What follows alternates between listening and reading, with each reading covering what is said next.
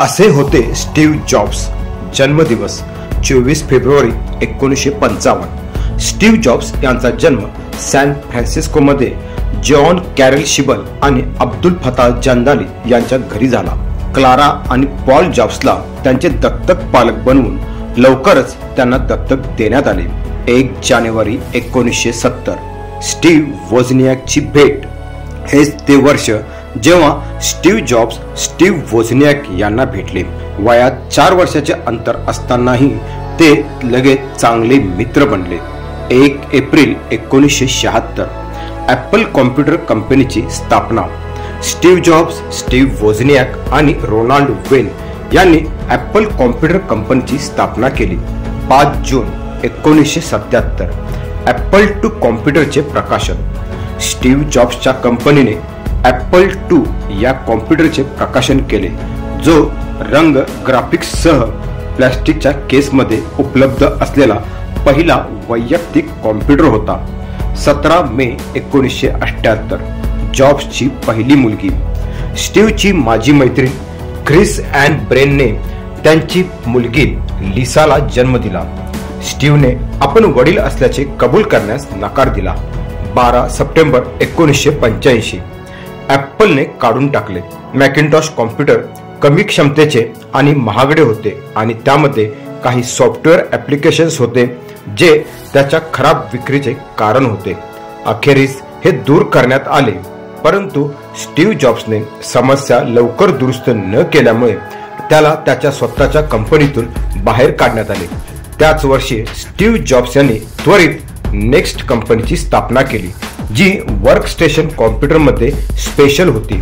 3 February 1986 Pixar company विकत घेतली. Steve जॉब्सने Lucas फिल्मचा graphics group $10 million मध्ये विकत घेतला व सुधारणा करून त्याचे कंपनीमध्ये रूपांतर केले, ज्याला आज आपण पिक्सार ॲनिमेशन स्टुडिओ म्हणून ओळखत आहे. 18 मार्च 1991 विवाह. स्टीव्ह जॉब्सने योसेमाइट नॅशनल पार्कमधील अहवानी हॉटेलमध्ये लॉरेन पॉवेलशी लग्न केले. त्यांचा मुलगा रीडचा जन्म सप्टेंबर 1991 मध्ये झाला. त्यानंतर 1995 मध्ये एरिन आणि 1998 मध्ये इव्ह या मुलीचा जन्म झाला. 29 नोव्हेंबर 1995 पिक्सारचे अध्यक्ष बनले. स्टीव्ह जॉब्स पिक्सारचे अध्यक्ष आणि मुख्य कार्यकारी अधिकारी बनले आणि कंपनीने टॉय स्टोरी रिलीज केली. या चित्रपटाने बॉक्स ऑफिसवर $192 मिलियन कमवले. तो पूर्णपणे कॉम्प्युटर ॲनिमेटेड असलेला पहिला पूर्ण लांबीचा चित्रपट बनला. 10 डिसेंबर 1996 ॲपलने स्टीव्ह जॉब्सना परत आणले. ॲपलला त्यांची ऑपरेटिंग सिस्टीम सुधारण्यातील अक्षमतेमुळे प्रचंड आर्थिक तोटा सहन करावा लागला. त्यांनी त्यांच्या नेक्स्ट स्टेप नावाच्या ऑपरेटिंग सिस्टीमसाठी $429 मिलियन मध्ये नेक्स्टला विकत घेतले व स्टीव्ह जॉब्स यांना सल्लागार म्हणून नियुक्त केले. 9 जुलै 1997 ॲपलचे सीईओ बनले. ॲपलचे पूर्वीचे सीईओ गिल्बर्ट ॲमेलिओ यांनी कंपनीच्या फायनान्स बाबतीत संघर्ष केला, ज्यामुळे ॲपलच्या संचालक मंडळाने स्टीव्ह जॉब्सला पुन्हा सीईओ नियुक्त केले.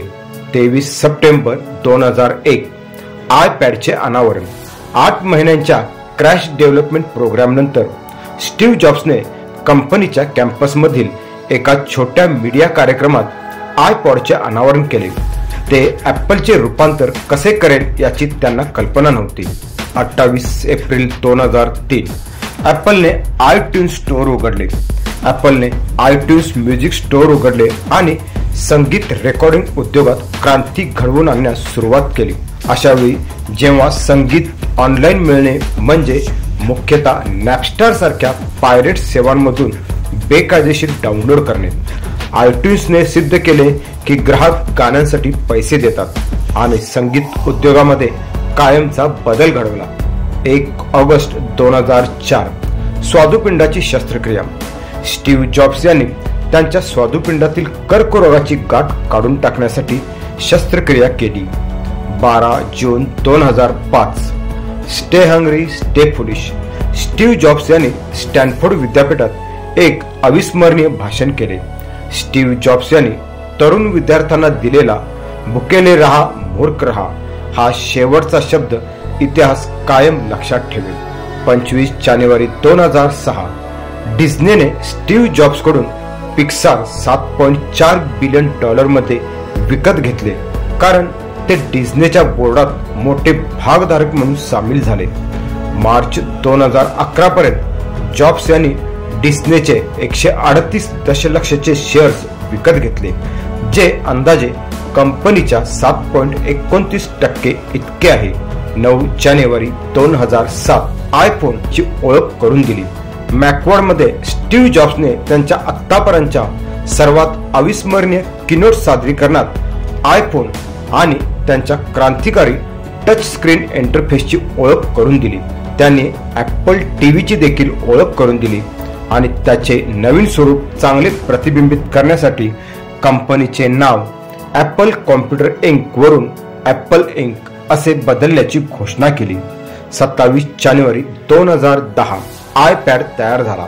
ॲपलने बाजारात त्यांच्या पहिल्या आठवड्यात 5 लाख आयपॅड्स रिलीज केले आणि विकले, जे त्वरित एक अतिशय लोकप्रिय टॅबलेट बनले आणि वर्षाच्या अखेरीस 84% टॅबलेट मार्केटमध्ये वाढ मिळवली.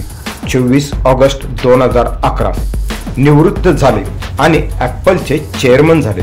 बोर्डाचे चेअरमन म्हणून कमी प्रभावशाली भूमिका स्वीकारण्यापूर्वी स्टीव्ह जॉब्सचा ॲपल इंकचा पूर्ण प्रभार असण्याचा हा शेवटचा दिवस होता. 5 ऑक्टोबर 2011 स्टीव्ह जॉब्स स्वादुपिंडाच्या कर्करोगाने मरण पावले. स्टीव्ह जॉब्स जवळजवळ 1 दशक स्वादुपिंडाच्या कर्करोगाशी झुंज दिल्यानंतर 5 ऑक्टोबर 2011 रोजी पालो अल्टो येथे मरण पावले. ते 56 वर्षाचे होते. जॉब्सच्या स्तुतीमध्ये बहीण मोनाने लिहिले की मरण्यापूर्वी जॉब्सने त्यांच्या बहिणीकडे, पॅटीकडे, नंतर त्यांची पत्नी आणि मुले यांच्याकडे बराच वेळ पाहिले आणि नंतर त्यांचे शेवटचे शब्द म्हटले, अरे वा, अरे वा, अरे वा. कोणालाही मरायचे नाही. ज्या लोकांना स्वर्गात जायचे आहे त्यांनाही तिथे जाण्यासाठी मरायचे नाही. आणि तरीही मृत्यू हे असे ठिकाण आहे जिथे आपण सर्वजण जातो, त्यातून कोणीही सुटलेले नाही. आणि असं व्हायलाच हवं, कारण मृत्यू हा जीवनाचा सर्वोत्तम आविष्कार आहे, जो जीवनाला बदलून टाकतो. तुम्ही मरणार आहात हे लक्षात ठेवणे हा तुमच्याकडे काहीतरी गमावण्यासारखे आहे या विचाराचा सापळा टाळण्याचा सर्वोत्तम मार्ग आहे. मृत्यू जुन्याचा शेवट करण्याचा रस्ता उघडतो.